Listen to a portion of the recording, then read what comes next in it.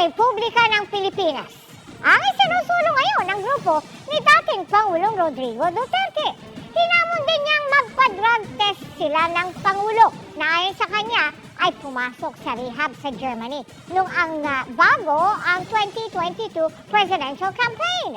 Nakatutok si Argil Relator ng GMA Regional TV 1 Mindanao.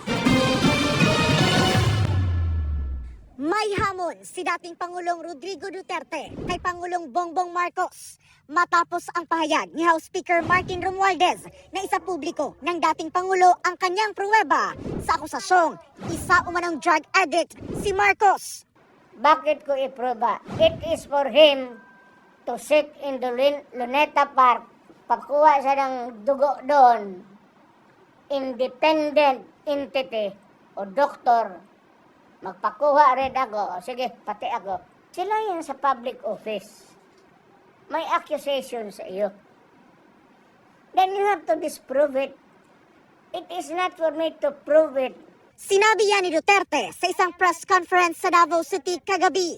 Tahasang tanong pa ni dating Pangulong Duterte kay Pangulong Marcos. Bakit ka pumunta ng Germany right before the campaign sa presidency? Bakit ka nagpag-rehabilitate doon? Hindi ko rin sinasabi nagpa-rehabilitate ka ng drugs. Bakit ka pumunta doon at pumasok ka ng rehab center? Sinisika pa ng GMA Integrated News na makuha ang panig ng Pangulo o ng Malacanang ukol dito. Pero nauna nang sinabi ni Pangulong Marcos na baka epekto ng paggamit ni Duterte ng painkiller na fentanyl ang mga pinagsasabi nito laban sa kanya. Sagot ni Duterte, tumigil na raw siya sa pag-inom ng fentanyl. May 8 taon na ang nakalilipas at ginamit lang niya ito batay sa reseta ng doktor nang maaksidente siya sa motorsiklo. Tatanungin kita, yung cocaine, may prescription ba yan? Saan mo kinukuha yung supply mo? Alam ko at tao dumadala dyan sa Malacanang. Body-body mo yan sila. As a matter of fact, yun yan sa cabinet mo. Yung mga body-body mo noon, sa binata pa kayo, kasama mo yan sila, kung nandito ka sa Davao, hirit kayo ng cocaine, doon sa Tadeco, yan, gusto kong palanganan, nandyan sa Malacanang yung isa, nagtatrabaho. Binanatan din ng dating Pangulo ang PIDEA matapos sinabi ng ahensya na wala sa drug watch list nila si Pangulong Marcos. Itong mga PIDEA na itong mga ugok na to, sino ba nung PIDEA magbigay ng...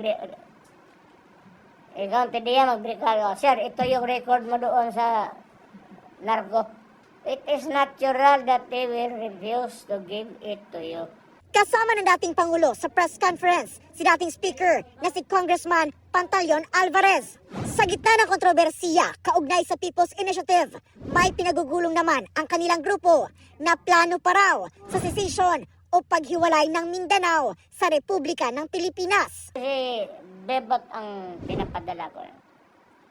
Because si Bebot Alvarez, siya yung talagang pinakauna nagpalakad ng mga papel about the desirability of Mindanao seceding from the Republic of the Philippines.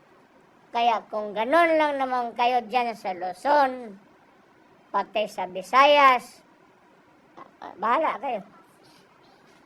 Lahat, nandito man sa atin lahat. We all give our resources to them. And Mindanao is rich. But you can come. Pag independent tayo, kung kailan ako, gusto ko talaga. Gusto ko na. Magsawa na ako sa ilang presidente na kasi wala nangyari sa Pilipinas. Mabilis na sabi ni Duterte, hindi raw ito labag sa batas. Hindi naman rebellion, hindi yan sedition. There's a process in that. I think before the UN, where you would gather signatures